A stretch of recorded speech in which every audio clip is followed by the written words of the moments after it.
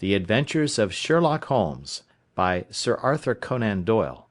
Adventure 5. The 5 Orange Pips. When I glance over my notes and records of the Sherlock Holmes cases between the years '82 and '90, I am faced by so many which present strange and interesting features that it is no easy matter to know which to choose and which to leave. Some, however, have already gained publicity through the papers, and others have not offered a field for those peculiar qualities which my friend possessed in so high a degree, and which it is the object of these papers to illustrate. Some, too, have baffled his analytical skill, and would be, as narratives, beginnings without an ending, while others have been but partially cleared up, and have their explanations founded rather upon conjecture and surmise than on the absolute logical proof which was so dear to him. There is, however, one of these last which was so remarkable in its details, and so startling in its results, that I am tempted to give some account of it, in spite of the fact that there are points in connection with it which never have been, and probably never will be, entirely cleared up. The year '87 furnished us with a long series of cases of greater or less interest, of which I retain the records. Among my headings under this one 12 months, I find an account of the adventure of the Paradol Chamber, of the Amateur Mendicant Society, who held a luxurious club in the lower vault of a furniture warehouse; of the facts connected with the loss of the British bark Sophie Anderson; of the singular adventures of the Grice Pattersons in the island of Uffa; and finally of the Camberwell poisoning case. In the latter, as may be remembered, Sherlock Holmes was able, by winding up the dead man's watch, to prove that it had been wound up 2 hours before, and that therefore the deceased had gone to bed within that time, a deduction which was of the greatest importance in clearing up the case. All these I may sketch out at some future date, but none of them present such singular features as the strange train of circumstances which I have now taken up my pen to describe.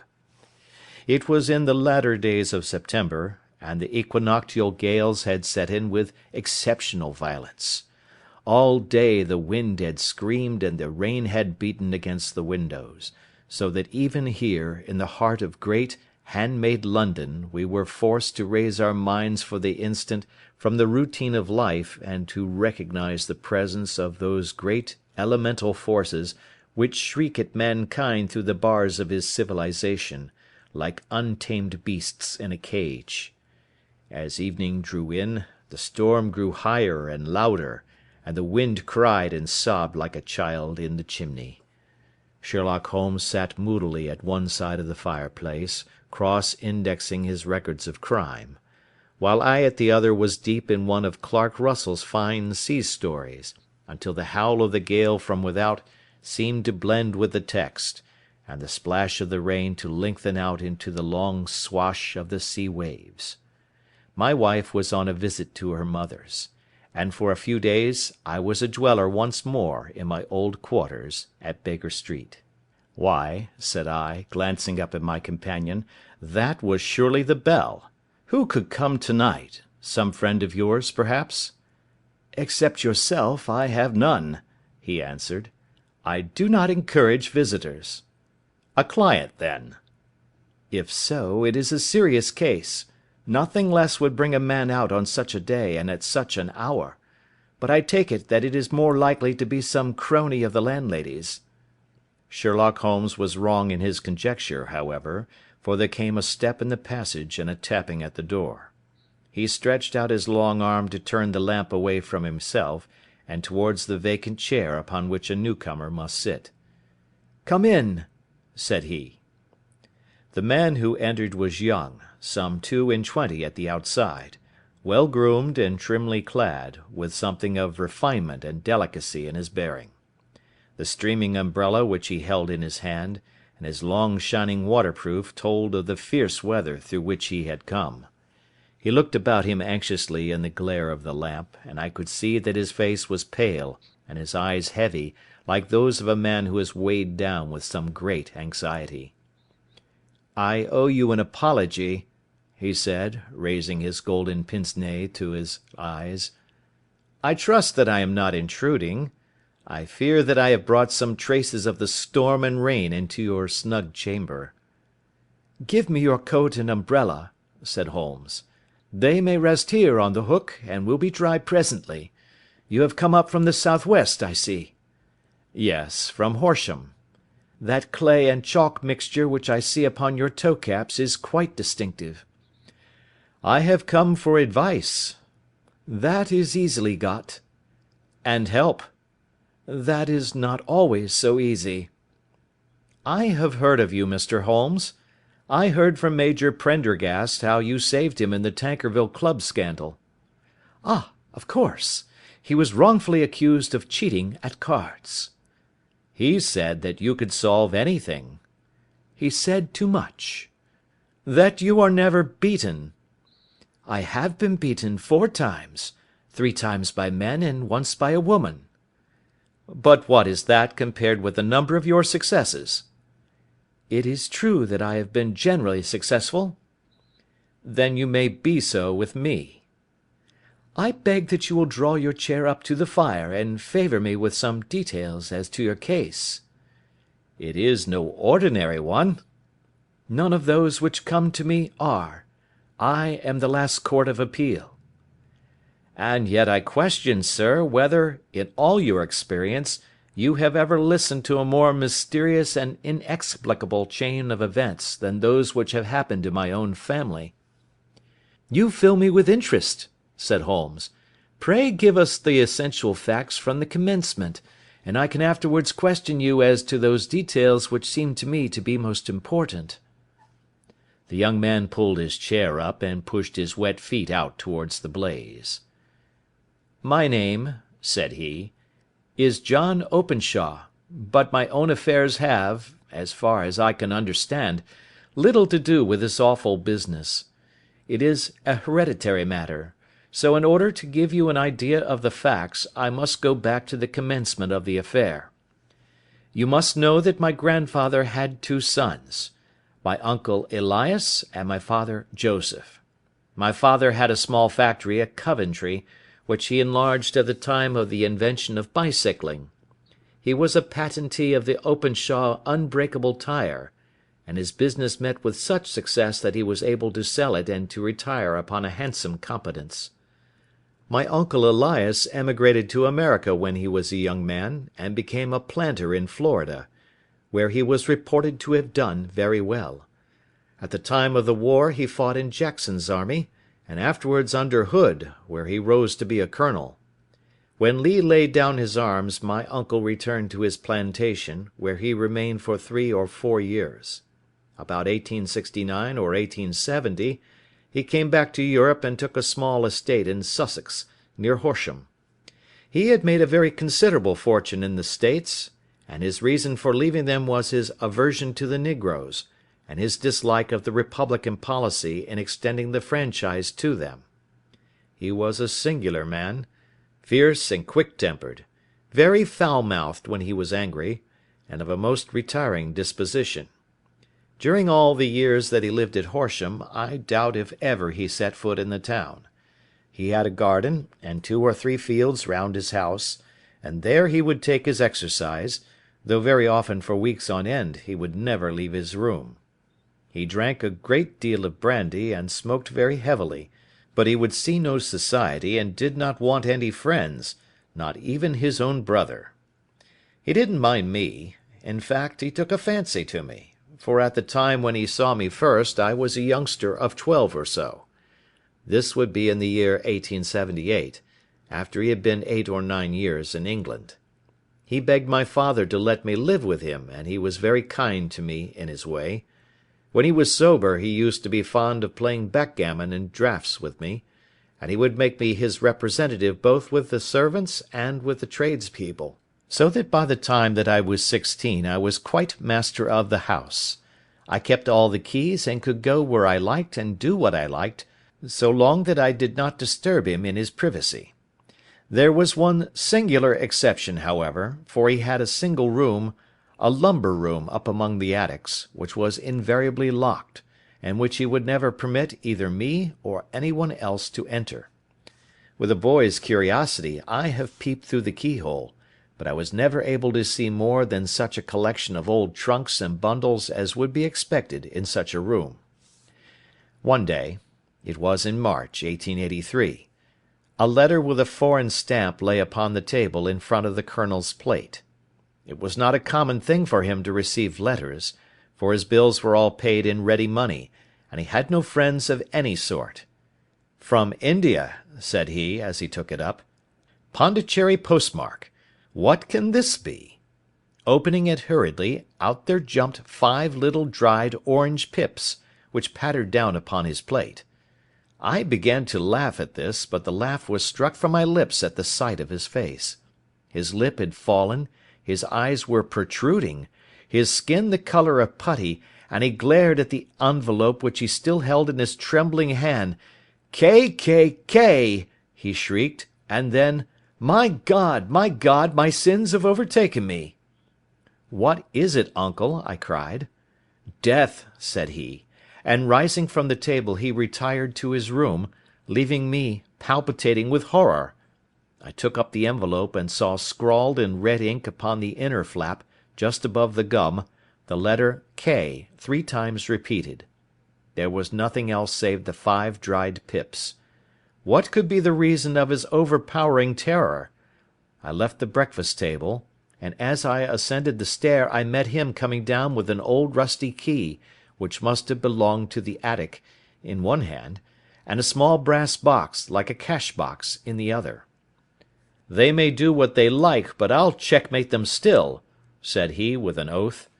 "Tell Mary that I shall want a fire in my room to-day, and send down to Fordham the Horsham lawyer."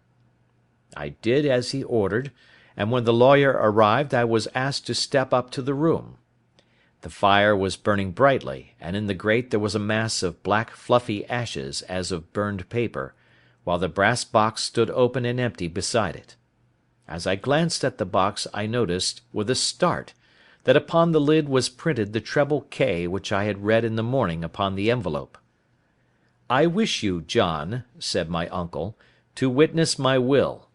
I leave my estate, with all its advantages and all its disadvantages, to my brother, your father, whence it will, no doubt, descend to you. If you can enjoy it in peace, well and good. If you find you cannot, take my advice, my boy, and leave it to your deadliest enemy. I am sorry to give you such a two-edged thing, but I can't say what turn things are going to take. Kindly sign the paper where Mr. Fordham shows you." I signed the paper as directed, and the lawyer took it away with him. The singular incident made, as you may think, the deepest impression upon me, and I pondered over it and turned it every way in my mind without being able to make anything of it.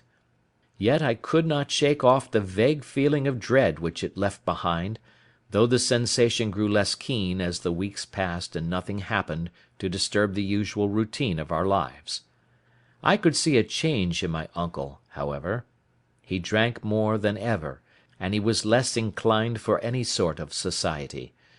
Most of his time he would spend in his room, with the door locked upon the inside, but sometimes he would emerge in a sort of drunken frenzy, and would burst out of the house, and tear about the garden with a revolver in his hand, screaming out that he was afraid of no man, and that he was not to be cooped up, like a sheep in a pen, by man or devil. When these hot fits were over, however, he would rush tumultuously in at the door and lock and bar it behind him, like a man who can brazen it out no longer against the terror which lies at the roots of his soul. At such times I have seen his face, even on a cold day, glisten with moisture, as though it were new raised from a basin. Well, to come to an end of the matter, Mr. Holmes, and not to abuse your patience, there came a night when he made one of those drunken sallies from which he never came back. We found him, when we went to search for him, face downward in a little green-scummed pool, which lay at the foot of the garden. There was no sign of any violence, and the water was but 2 feet deep, so that the jury, having regard to his known eccentricity, brought in a verdict of suicide. But I, who knew how he winced from the very thought of death, had much ado to persuade myself that he had gone out of his way to meet it. The matter passed, however, and my father entered into possession of the estate and of some £14,000 which lay to his credit at the bank.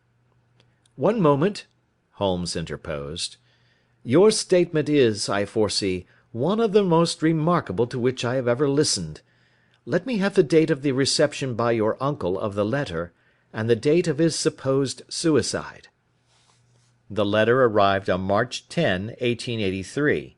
His death was 7 weeks later, upon the night of May 2nd. "Thank you. Pray proceed." "When my father took over the Horsham property, he, at my request, made a careful examination of the attic, which had been always locked up.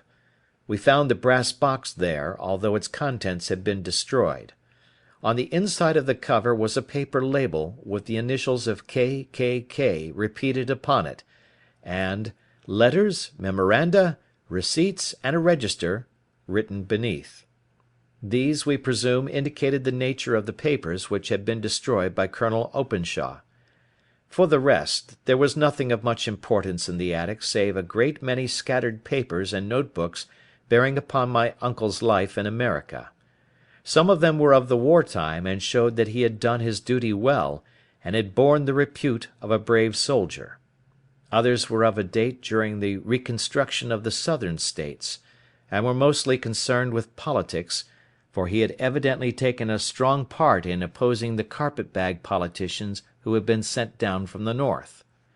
Well, it was at the beginning of '84 when my father came to live at Horsham, and all went as well as possible with us until the January of '85.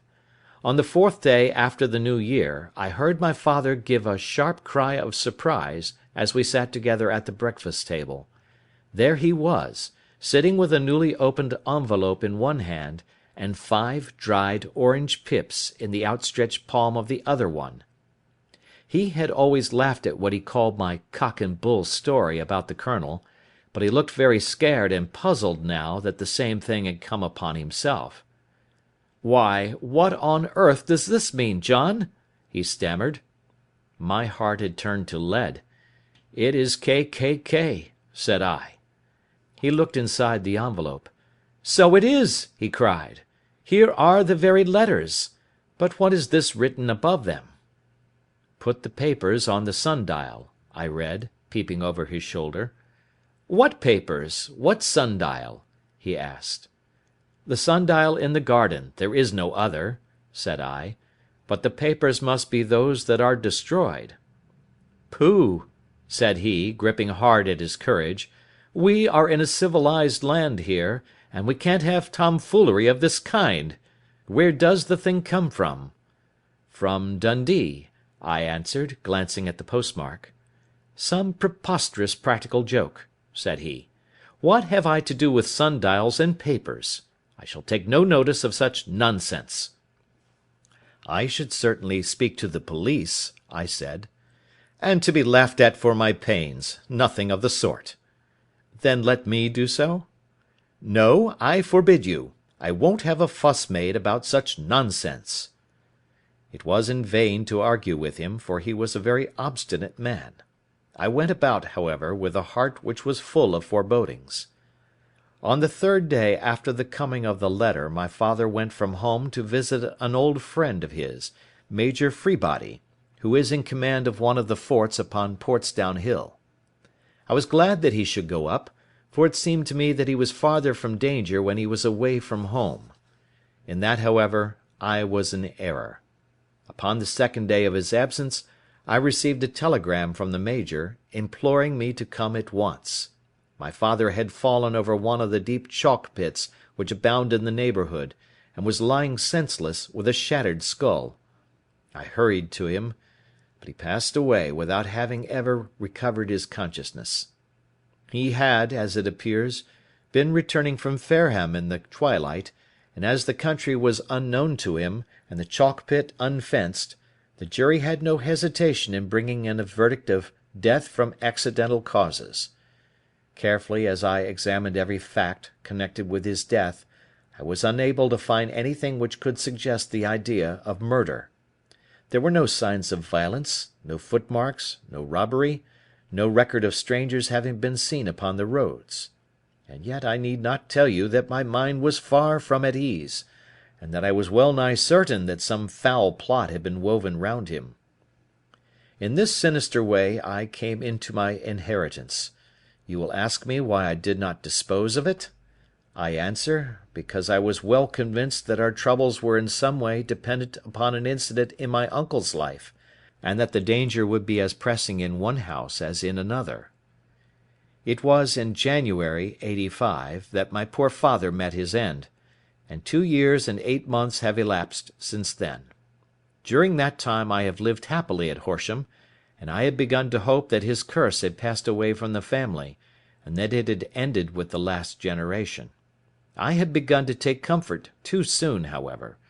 Yesterday morning the blow fell in the very shape in which it had come upon my father.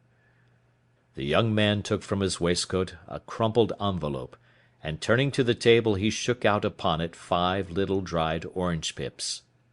"This is the envelope," he continued. "The postmark is London, Eastern Division. Within are the very words which were upon my father's last message, K, K, K, and then, 'Put the papers on the sundial.'" "What have you done?" asked Holmes. "Nothing." "Nothing?" "To tell the truth," he sank his face into his thin white hands, "I have felt helpless. I have felt like one of those poor rabbits when the snake is writhing towards it. I seem to be in the grasp of some resistless, inexorable evil, which no foresight and no precautions can guard against." "Tut, tut!" cried Sherlock Holmes. "You must act, man, or you are lost. Nothing but energy can save you. This is no time for despair." "I have seen the police." "Ah! But they listened to my story with a smile. I am convinced that the inspector has formed the opinion that the letters are all practical jokes, and that the deaths of my relations were really accidents, as the jury stated, and were not to be connected with the warnings." Holmes shook his clenched hands in the air. "Incredible imbecility!" he cried. "They have, however, allowed me a policeman, who may remain in the house with me." "Has he come with you to-night?" "No, his orders were to stay in the house." Again Holmes raved in the air. "Why did you come to me?" he cried. "And, above all, why did you not come at once?" "I did not know. It was only today that I spoke to Major Prendergast about my troubles, and was advised by him to come to you." "It is really 2 days since you had the letter. We should have acted before this. You have no further evidence, I suppose, than that which you have placed before us? No suggestive detail which might help us?" "There is one thing," said John Openshaw.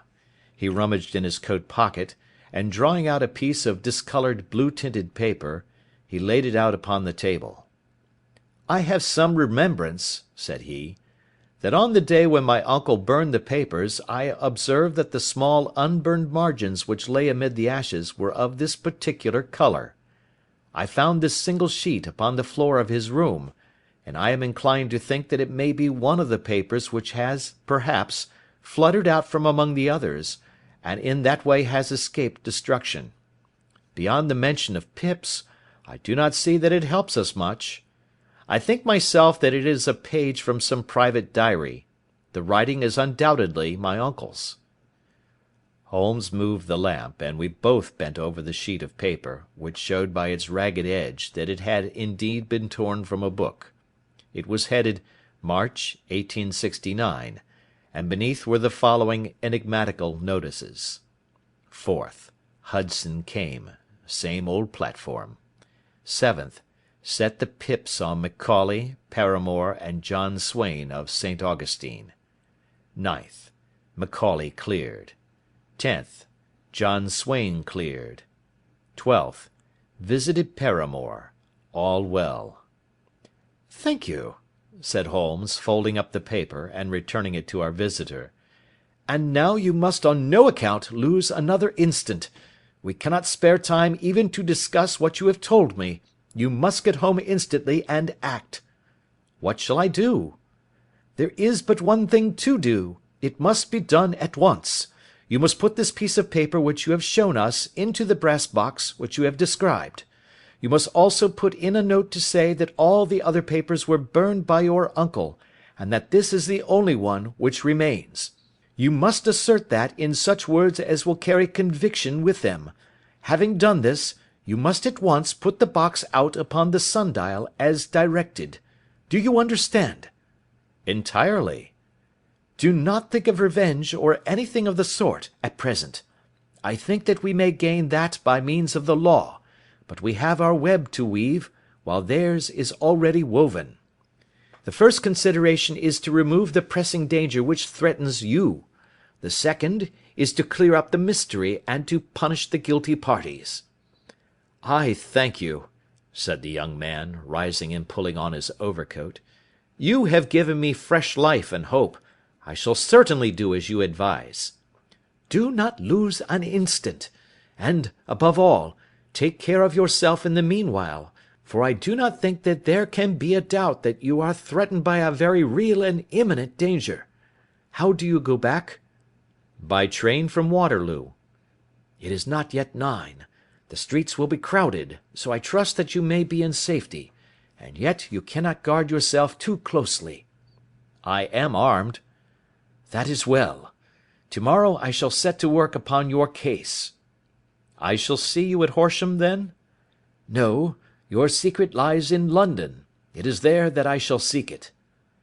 "Then I shall call upon you in a day, or in 2 days, with news as to the box and the papers. I shall take your advice in every particular." He shook hands with us, and took his leave. Outside the wind still screamed and the rain splashed and pattered against the windows. This strange, wild story seemed to have come to us from amid the mad elements, blown in upon us like a sheet of seaweed in a gale, and now to have been reabsorbed by them once more. Sherlock Holmes sat for some time in silence, with his head sunk forward and his eyes bent upon the red glow of the fire. Then he lit his pipe, and leaning back in his chair he watched the blue smoke rings as they chased each other up to the ceiling. "I think, Watson," he remarked at last, "that of all our cases we have had none more fantastic than this." "Save, perhaps, the sign of 4. "Well, yes, save, perhaps, that. And yet this John Openshaw seems to me to be walking amid even greater perils than did the Sholtos."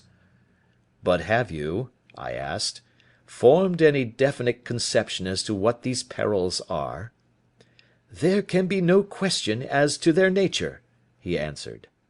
"Then what are they? Who is this K., and why does he pursue this unhappy family?" Sherlock Holmes closed his eyes and placed his elbows upon the arms of his chair, with his fingertips together. "The ideal reasoner," he remarked, "would, when he had once been shown a single fact in all its bearings, deduce from it not only all the chain of events which led up to it, but also all the results which would follow from it. As Cuvier could correctly describe a whole animal by the contemplation of a single bone, so the observer who has thoroughly understood one link in a series of incidents should be able to accurately state all the other ones, both before and after. We have not yet grasped the results which the reason alone can attain to. Problems may be solved in the study which have baffled all those who have sought a solution by the aid of their senses. To carry the art, however, to its highest pitch, it is necessary that the reasoner should be able to utilize all the facts which have come to his knowledge. And this in itself implies, as you will readily see, a possession of all knowledge, which, even in these days of free education and encyclopedias, is a somewhat rare accomplishment. It is not so impossible, however, that a man should possess all knowledge which is likely to be useful to him in his work, and this I have endeavoured in my case to do. If I remember rightly, you on one occasion, in the early days of our friendship, defined my limits in a very precise fashion." "Yes," I answered, laughing. "It was a singular document. Philosophy, astronomy, and politics were marked at 0, I remember. Botany variable, geology profound as regards the mud stains from any region within 50 miles of town, chemistry eccentric, anatomy unsystematic, sensational literature and crime records unique, violin player, boxer, swordsman, lawyer, and self-poisoner by cocaine and tobacco. Those, I think, were the main points of my analysis." Holmes grinned at the last item. "Well," he said, "I say now, as I said then, that a man should keep his little brain attic stocked with all the furniture that he is likely to use, and the rest he can put away in the lumber room of his library, where he can get it if he wants it. Now, for such a case as the one which has been submitted to us to-night, we need certainly to muster all our resources. Kindly hand me down the letter K of the American Encyclopedia which stands upon the shelf beside you. Thank you. Now let us consider the situation, and see what may be deduced from it. In the first place, we may start with a strong presumption that Colonel Openshaw had some very strong reason for leaving America. Men at his time of life do not change all their habits and exchange willingly the charming climate of Florida for the lonely life of an English provincial town. His extreme love of solitude in England suggests the idea that he was in fear of someone or something, so we may assume as a working hypothesis that it was fear of someone or something which drove him from America. As to what it was he feared, we can only deduce that by considering the formidable letters which were received by himself and his successors. Did you remark the postmarks of these letters? The first was from Pondicherry, the second from Dundee, and the third from London. From East London. What do you deduce from that? They are all seaports. That the writer was on board of a ship. Excellent. We have already a clue. There can be no doubt that the probability, the strong probability, is that the writer was on board of a ship. And now let us consider another point. In the case of Pondicherry, 7 weeks elapsed between the threat and its fulfilment. In Dundee it was only some 3 or 4 days. Does that suggest anything? A greater distance to travel. But the letter had also a greater distance to come. Then I do not see the point.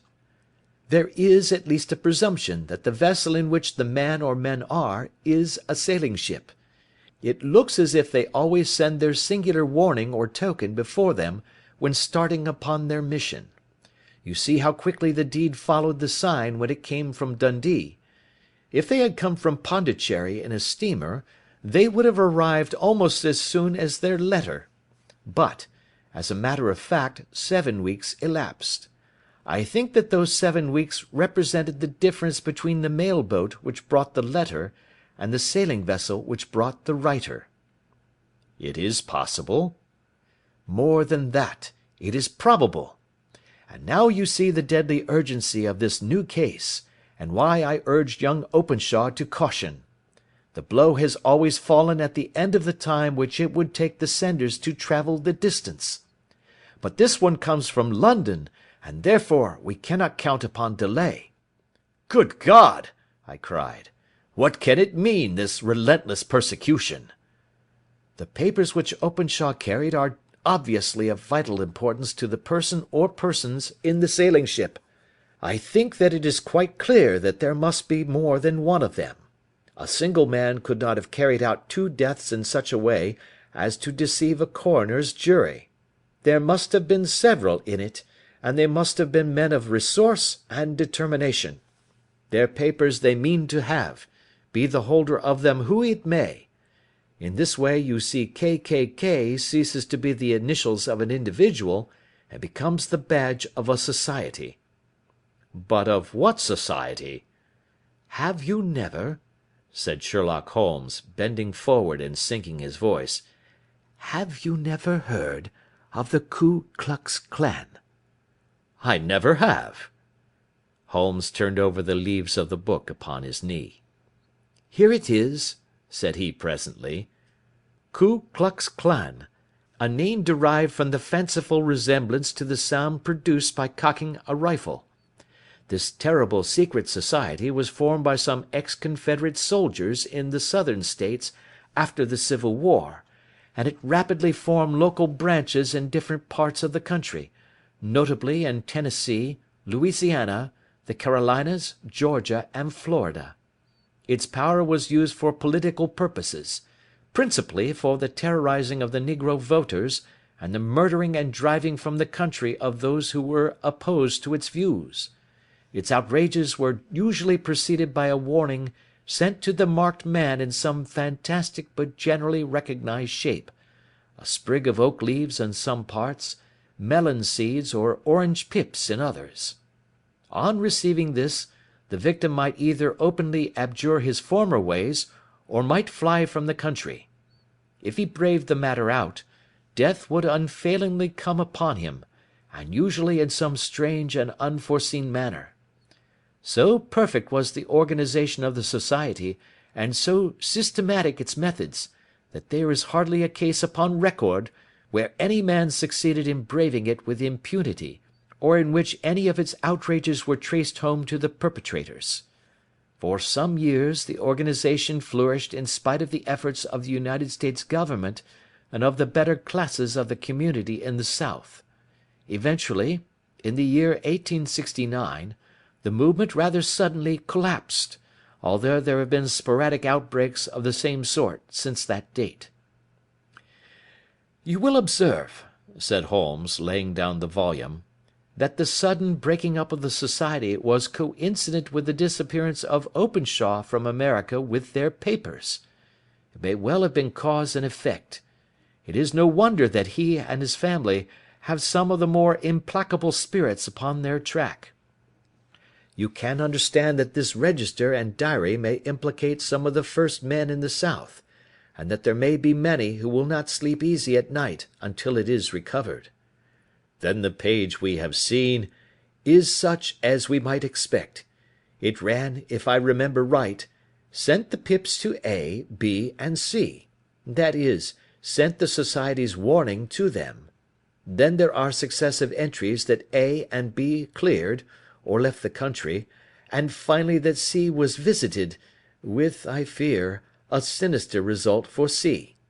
Well, I think, Doctor, that we may let some light into this dark place, and I believe that the only chance young Openshaw has in the meantime is to do what I have told him. There is nothing more to be said or to be done to-night, so hand me over my violin, and let us try to forget for half an hour the miserable weather, and the still more miserable ways of our fellow men."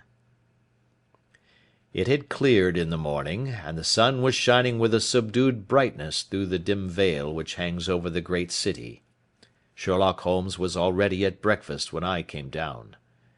"You will excuse me for not waiting for you," said he. "I have, I foresee, a very busy day before me in looking into this case of young Openshaw's."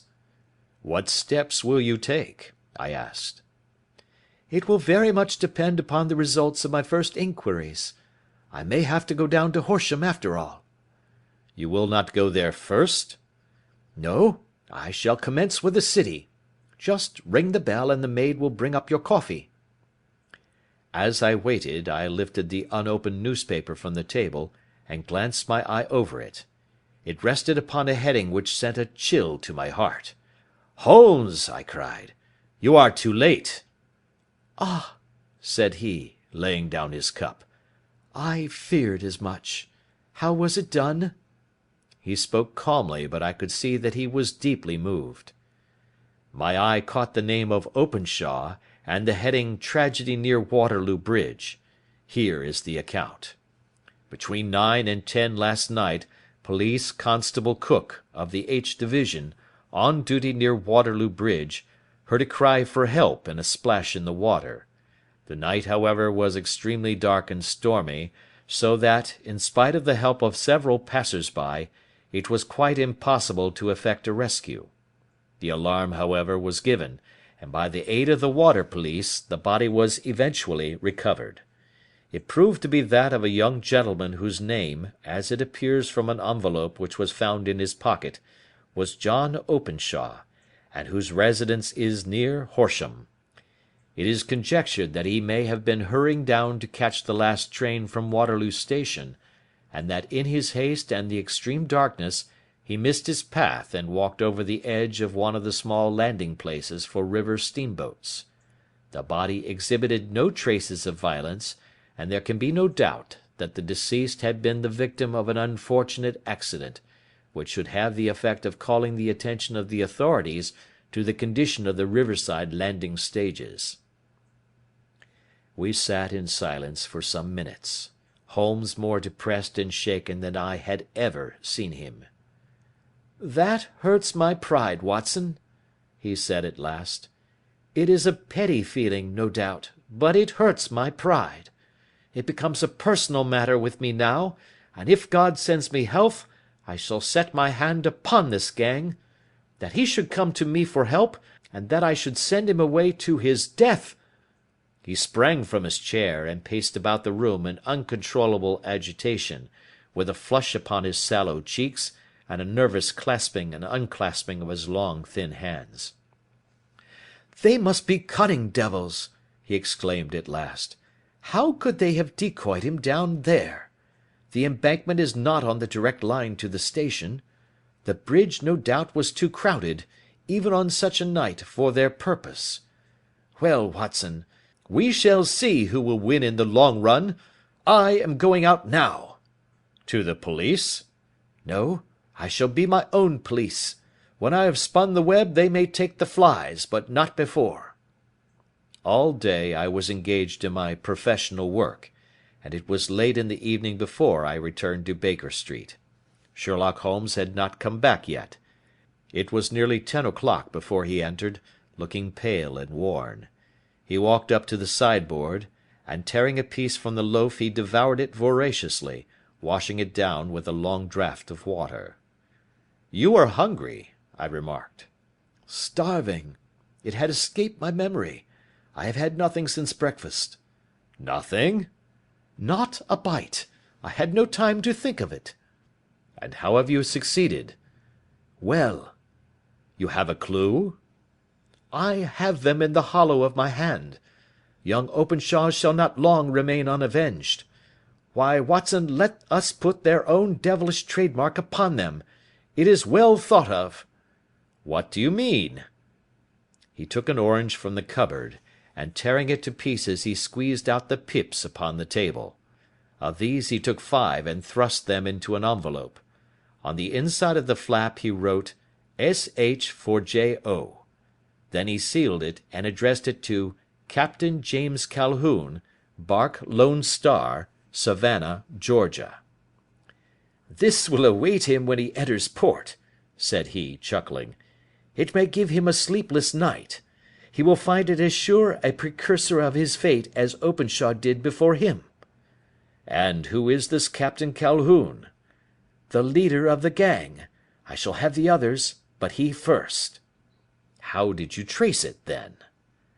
He took a large sheet of paper from his pocket, all covered with dates and names.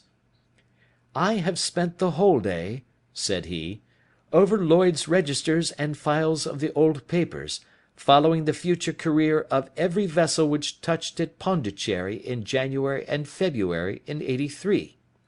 There were 36 ships of fair tonnage which were reported there during those months.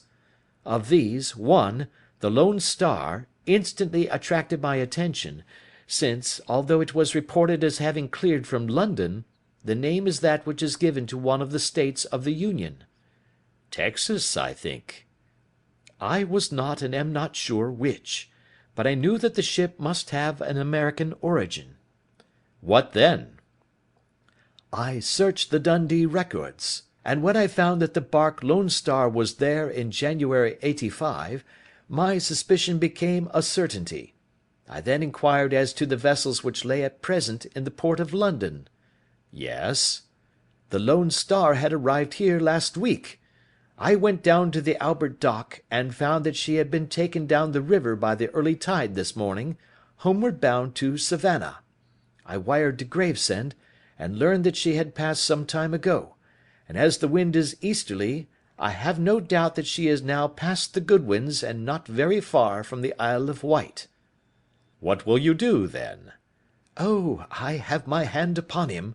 He and the two mates are, as I learn, the only native-born Americans in the ship. The others are Finns and Germans. I know also that they were all three away from the ship last night. I had it from the stevedore who has been loading their cargo.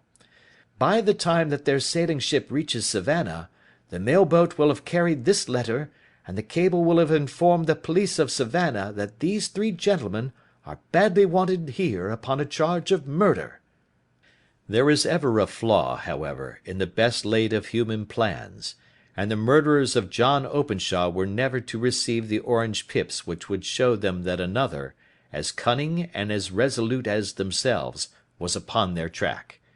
Very long and very severe were the equinoctial gales that year. We waited long for news of the Lone Star of Savannah, but none ever reached us. We did at last hear that somewhere, far out in the Atlantic, a shattered sternpost of a boat was seen swinging in the trough of a wave, with the letters L.S. carved upon it, and that is all which we shall ever know of the fate of the Lone Star. End of Adventure 5